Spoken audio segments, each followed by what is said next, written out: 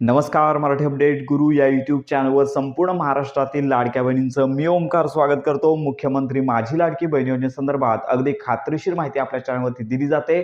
अगदी आज सकाळपासून अनेक व्हिडिओज मुख्यमंत्री माझी लाडकी बहीण योजनेसंदर्भातल्या ई-केवायसी संदर्भात येत आहेत.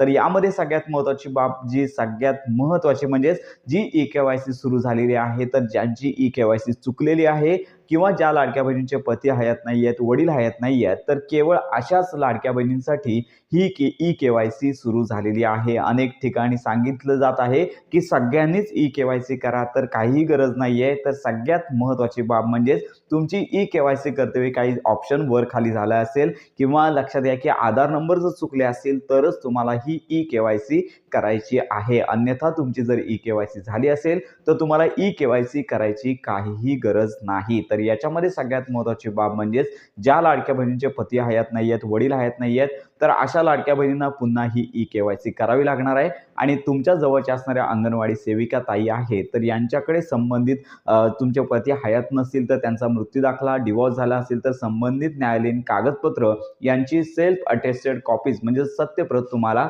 तुमच्या जवळच्या असणाऱ्या अंगणवाडी ताईंकडे द्यायचे आहेत. आणि तसा जिया देखील आज शासनाच्या अधिकृत जियाच्या संकेतस्थळावरती प्रसिद्ध झालेला आहे आणि शासकीय पातळीवरती त्यांना देखील तशा सूचना देण्यात आलेल्या आहेत. त्यामुळे आता लवकरच अंगणवाडी सेविका देखील या कामावरती लागणार आहेत. आणि लक्षात घ्या, ही संपूर्ण प्रोसेस करण्यासाठी केवळ 31 डिसेंबरपर्यंत मुदत देण्यात आलेली आहे. याच्यामध्ये कोणत्याही प्रकारची मुदतवाढ होणार नाही आहे. तर ही सगळ्यांनी बाब महत्त्वाची लक्षात घ्यायची आहे. तर आता ही ई-केवायसी कशी करायची, तर चला तर या संदर्भात संपूर्ण माहिती घेऊया. तर यामध्ये सगळ्यात महत्त्वाची बाब पाहू शकता की सर्वप्रथम तुम्हाला ई-केवायसीच्या पोर्टलवरती यायचं आहे. येथे महत्त्वाची नोटीस देण्यात आलेली आहे की सगळ्याच लाडक्या बहिणींनी ही ई-केवायसी करायची नाही आहे. जर तुम्हाला वाटत असेल की तुमच्या ई-केवायसीमध्ये चूक झालेली आहे, होय किंवा नाही या ऑप्शनमध्ये तुम्हाला चूक झालेली आहे, कॅटेगरीमध्ये चूक झालेली आहे, चुकीचा दुसऱ्या व्यक्तीचा आधार नंबर टाकलेला आहे, तर अशा जर प्रॉब्लेम असतील किंवा लक्षात घ्या की घटस्फोटित किंवा पती किंवा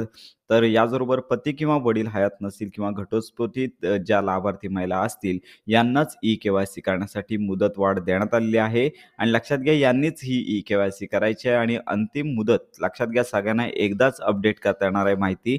तर यासाठी 31 डिसेंबर मुदत देण्यात आली आहे. तर यासाठी सर्वप्रथम तुम्हाला येथे क्लिक करा, या टॅबवरती क्लिक करायचं आहे. तुमचा आधार नंबर टाकायचा आहे, कॅप्चा टाकायचा आहे, मी सहमत आहे या टॅबवर क्लिक करून OTP पाठवा या ऑप्शनवरती तुम्हाला क्लिक करायचं आहे. याच्यानंतर तुमच्या आधारला संलग्न असणारा जो मोबाईल नंबर आहे यावरती OTP पाठवला जाईल. OTP न चुकता टाईप करून सबमिट OTP या टॅबवरती तुम्हाला क्लिक करायचं आहे. याच्यानंतर तुम्हाला जो ऑप्शन येईल याच्यामध्ये विवाहित व अविवाहित आहात का, तर याच्यामध्ये विवाहित आणि अविवाहित ज्यावेळी तुम्ही फॉर्म नोंदणी केलीत त्यावेळी जो स्टेटस होता तो तुम्हाला निवडायचा आहे. लक्षात घ्या, जर तुम्ही अविवाहित असाल तर वडील हयात आहेत का, वडिलांचे निधन झाले आहे का, हे 2 ऑप्शन तुम्हाला पाहायला मिळतील. आणि विवाहित जर ऑप्शन घेतला तर पती हयात आहेत, पतीचे निधन झालेले आहे किंवा घटस्फोटित या 3 प्रकारचे ऑप्शन तुम्हाला पाहायला मिळतील.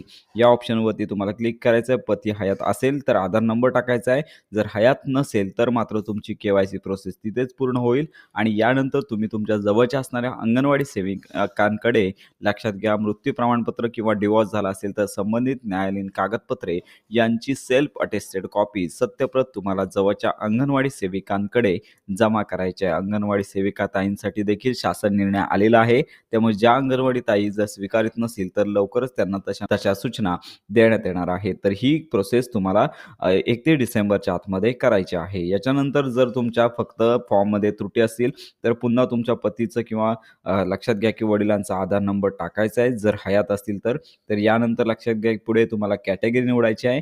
येणाऱ्या ऑप्शनमधून तुमचा जो जात संवर्ग आहे तो निवडायचा आहे. याच्यानंतर लक्षात घ्या तुमच्या कुटुंबामध्ये सरकारी किंवा शासकीय कर्मचारी आहेत का असा स्टेटस आहे. तर या संस्थेमध्ये स्थानिक संस्थेमध्ये कार्यरत तर येथे आता नाही हा ऑप्शन घ्यायचा आहे. याच्याबरोबर तुमच्या कुटुंबामध्ये पेन्शनधारक आहेत का, तर येथे लक्षात घ्या निवृत्ती वेतनधारक नाही या ऑप्शनवरती तुम्हाला टिक करायचं आहे. खाली अंडरटेकिंग आहे, दोन्ही माहिती खरी आहे या बॉक्सवरती क्लिक करून सबमिट करा या टॅबवर क्लिक करायचं आहे. याच्यानंतर तुमची ई-के-वाय-सी सक्सेसफुली झालेली आहे, अशी पॉपअप विंडो पाहायला मिळेल आणि तुम्हाला ही अंतिम ई-के-वाय-सी करता येणार आहे. जर काही त्रुटी असतील तरच तुम्हाला ई-के-वाय-सी करायची आहे, अन्यथा ई-के-वाय-सी करायची नाही. तर ही महत्त्वाची माहिती संपूर्ण महाराष्ट्रातील लाडक्या बहिणीपर्यंत नक्की शेअर करा. योजनांसंदर्भात खात्रीशीर माहितीसाठी आपल्या चॅनलच्या कनेक्टमध्ये राहा.